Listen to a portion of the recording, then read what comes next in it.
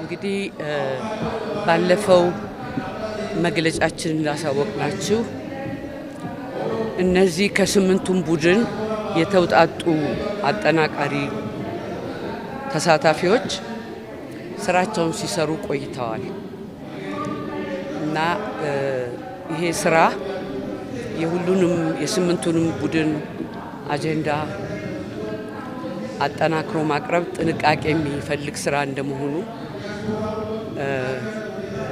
ጊዜ ትንሽ ፈጅቷል። እስከ ትናንት ማታ ድረስ ሲሰሩ ቆይተው አንድ ወጥ የሆነ ሰነድ በስምንቱም አጀንዳዎች ምክረ ሀሳብ ላይ አውጥተዋል አዘጋጅተው። በዛ መሰረት ዛሬ ጠዋት ለየስምንቱ ቡድን እየቀረበ ይገኛል። አሁን እኔ እዚህ መግለጫ እየሰጠው ባለሁበት ሰዓት አንዳንዱ ቡድን የአምስት ቡድንን ሰምቷል፣ አንዳንዱ የስድስት ቡድንን ሰምቷል እና ይሄ ሂደት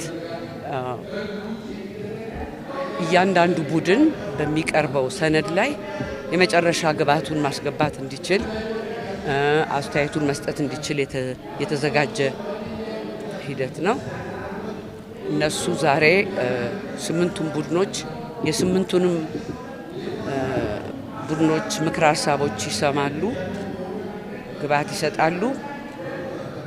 ማምሻቸውን እነዚህ 120ዎቹ አጠናካሪ ቡድኖች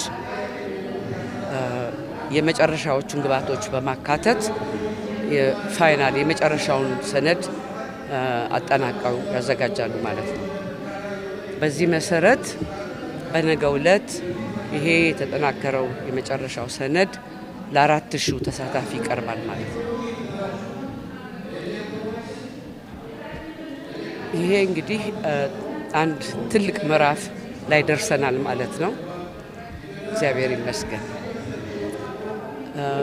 ከዚህ በመቀጠል አንድ እንደው ለኢትዮጵያ ሕዝብ ማሳሰብ የምፈልገው አንዳንድ የተዛቡ መረጃዎችን በመስማት እንዳይወዛገቡና ትክክለኛ የሆኑ ሚዲያዎችንና የኮሚሽኑን መግለጫዎች እንዲከታተሉ ደግሜ አሳስባለሁ። አመሰግናለሁ።